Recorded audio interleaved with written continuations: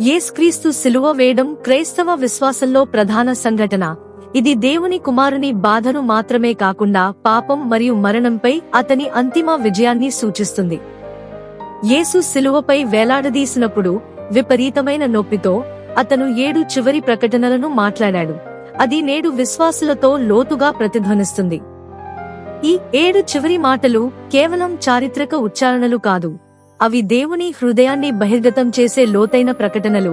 ఆయన దయ మరియు మానవాళి పట్ల ప్రేమ గురించి అంతర్దృష్టిని అందిస్తాయి. బాధల మధ్య మాట్లాడిన ఈ మాటలు తేలికగా ఎంపిక కాలేదు. ప్రతి పదం ముఖ్యమైన అర్థాన్ని కలిగి ఉంది.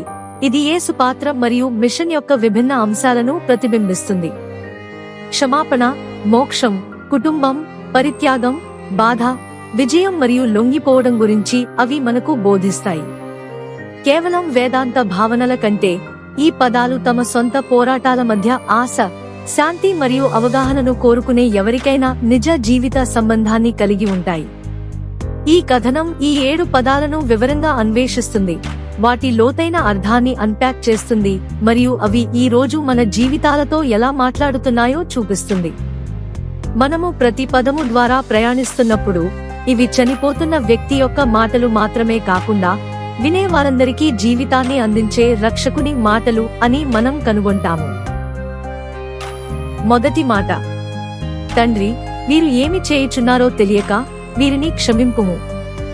లూకా 23:34. యేసు సిలువపై ఆయన చెప్పిన మొదటి మాట, తండ్రి, వీరిని క్షమింపుము.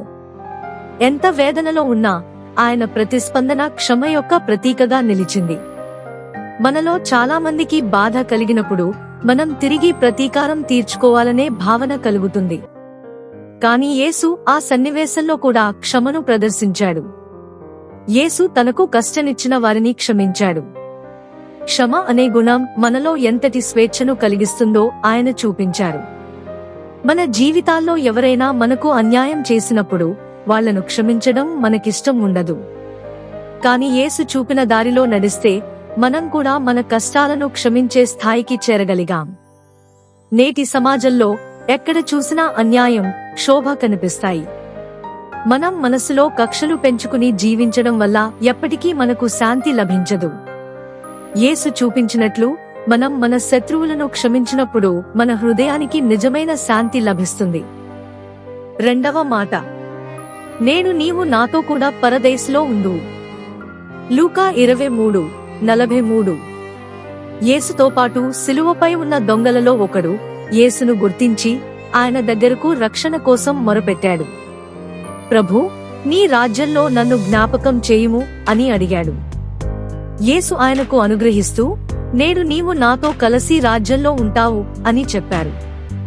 ఆ దొంగ తన జీవితంలో ఎన్నో తప్పులు చేశాడు, కాని చివరి క్షణంలో యేసు దగ్గరకు వచ్చి క్షమను పొందాడు.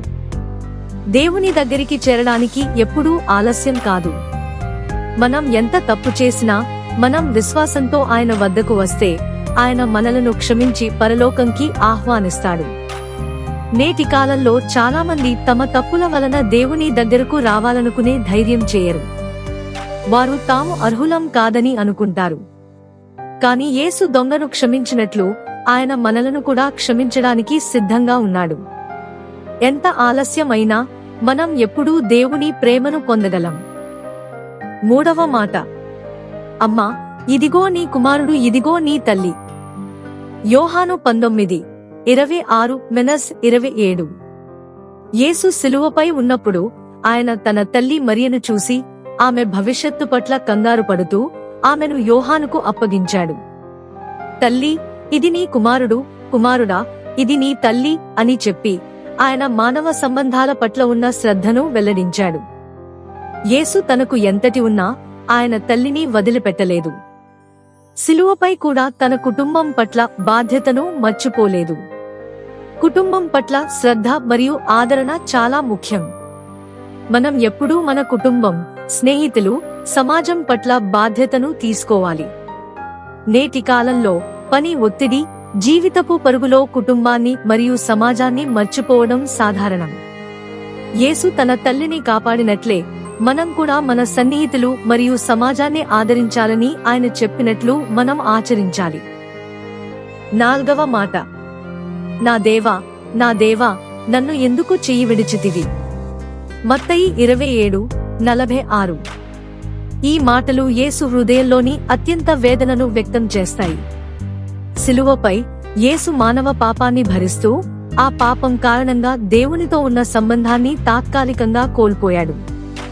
నా దేవా, నా దేవా, నన్ను ఎందుకు విడిచిపెట్టావు అంటూ ఆయన తన ఆత్మపూర్వక వేదనను వ్యక్తం చేశారు. యేసు ఈ క్షణంలో మానవత్వం పాపం వల్ల దేవునితో ఉండే విభజనను అనుభవించాడు. ఆయన ఎలాంటి పాపం చేయకపోయినా మన పాపాలను భరిస్తూ ఆ విడిపోవుటకు గురయ్యాడు. ఇది మనకు ఒక శక్తివంతమైన సందేశం ఇస్తుంది. యేసు మనకు శాశ్వతమైన రక్షణను అందించడానికి మన పాపాలను భరించాడు. చాలా మందికి జీవితంలో కొన్ని సందర్భాల్లో దేవుని నుంచి దూరమయ్యామనే భావన కలుగుతుంది. కష్టాలు, సమస్యలు లేదా ఏవైనా ఆత్మీయ చిక్కులు మనల్ని దేవుని నుంచి దూరం చేస్తున్నట్లనిపిస్తాయి. కాని యేసు ఈ దూరాన్ని అనుభవించాడు. మనం ఎప్పుడూ ఒంటరిగా లేమని తెలియజెప్పాడు. ఆయన మనకు నిరంతరం సమీపంలో ఉన్నాడని విశ్వాసం కలిగిస్తుంది. 5వ మాట, నేను దప్పిగొనుచున్నాను. యోహాను 19:28. నాకు దాహముగా ఉన్నది అనే మాట ద్వారా యేసు తన మానవత్వాన్ని బహిర్గతం చేశారు. దేవుని కుమారుడైనప్పటికీ ఆయన మన వంటి సాధారణ మానవులుగా దాహం, ఆకలి, కష్టం అనుభవించారు. ఈ మాటల ద్వారా యేసు మన కష్టాలన్నిటితో సమన్వయం చూపించాడు. ఆయన కూడా మానవులు ఎదుర్కొనే బాధలను అనుభవించారు. యేసు మన అవసరాలను అర్థం చేసుకుంటాడు, మన బాధల పట్ల సానుభూతితో ఉంటాడు. జీవితంలో అన్ని సందర్భాల్లో కూడా మనం మన బాధలు మరియు శారీరక లేదా మానసిక సమస్యలను మానవత్వంతో మోసుకు వెళ్ళవచ్చు. మనం ఆయన వైపుకు వెళితే మన సమస్యలతో ఒంటరిగా పోరాడాల్సిన అవసరం లేదు. 6వ మాట, సమాప్తమైనది. యోహాను 19:30. యేసు తన చివరి శ్వాసలో సమాప్తమైనది అని ప్రకటించాడు. ఇది మానవుడి పాపాలకు సంబంధించిన పనిని ముగించిన ప్రకటనగా చెప్పబడింది. సిలువపై తన త్యాగం ద్వారా యేసు మన రక్షణను సంపూర్ణంగా అందించాడు.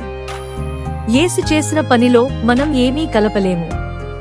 ఆయన తన త్యాగం ద్వారా మన కోసం అన్నింటినీ ముగించాడు. ఇది కేవలం మన కోసం గెలిచిన విజయం మాత్రమే కాదు, అది మనకు దీవెనల ధారలను తెరిచింది. దేవుని కృపకు సంబంధించిన ఈ అద్భుతమును మనం ఎప్పుడూ గుర్తుంచుకోవాలి. మనం ఎప్పుడూ సంపూర్ణత కోసం, విజయం కోసం శ్రమిస్తూనే ఉంటాం.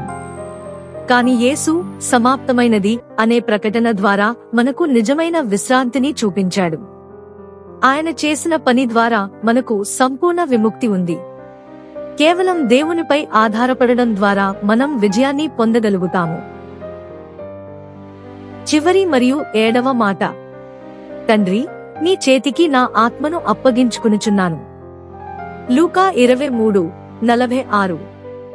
యేసు తన చివరి క్షణాల్లో, తండ్రి, నీ చేతికి నా ఆత్మను అప్పగించుకునుచున్నాను అని చెప్పారు.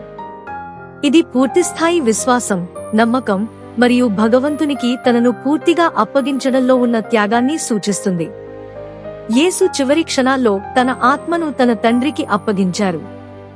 మనం కూడా మన జీవితంలోని ప్రతి దశలో దేవునిపై నమ్మకం ఉంచి అన్ని విషయాలను ఆయన చేతుల్లో వదిలేయాలి. ఆయన మన కష్టాలను, మన భయాలను మరియు మన సమస్యలను చూసుకుంటాడు. మనం చాలాసార్లు భయంతో లేదా సందేహంతో జీవిస్తాం.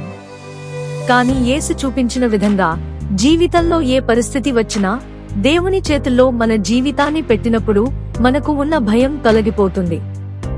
సంపూర్ణ నమ్మకంతో భగవంతునిపై ఆధారపడడం మనకు శాంతిని, ధైర్యాన్ని కలిగిస్తుంది. సిలువపై యేసు చెప్పిన ఈ 7 మాటలు యావత్తు మానవత్వానికి దేవుని ప్రేమ, క్షమ మరియు రక్షణ యొక్క అత్యున్నత రూపాన్ని చూపుతాయి. ఈ మాటలు కేవలం సిలువపైన చెప్పబడిన మాటలు మాత్రమే కాకుండా జీవితం పట్ల ఉన్న అర్థాన్ని తెలుసుకునే మార్గదర్శకాలని భావించవచ్చు. ప్రతి మాట మనకు జీవితం పట్ల కొత్త ఆలోచనలను, కొత్త దారులను చూపిస్తుంది. క్షమ చేయడం, దయ చూపించడం మన భయాలను భగవంతుని దగ్గర అప్పగించడం మరియు ఆయనపై సంపూర్ణ విశ్వాసం ఉంచడం వంటి అంశాలు మన జీవితాలను మరింత మంచిగా మారుస్తాయి. మన జీవన యాత్రలో ఈ మాటల పట్ల ఆలోచించడం ద్వారా మనం ఆధ్యాత్మికంగా ఎదుగుతాం. దేవుని ప్రేమను, ఆయన క్షమను తెలుసుకోవడం ద్వారా మనం మరింత మంచి మనుషులుగా, ఇతరులకు సహాయం చేసే వ్యక్తులుగా మారవచ్చు. యేసుక్రీస్తు శిలువపై చెప్పిన ఈ 7 మాటలు మన హృదయాలలో ప్రతిధ్వనిస్తుంటే మనం జీవితంలో ఎదుర్కొనే కష్టాలు, సమస్యలు అన్నింటినీ ధైర్యంగా, నమ్మకంతో మరియు ప్రేమతో ఎదుర్కోవచ్చు.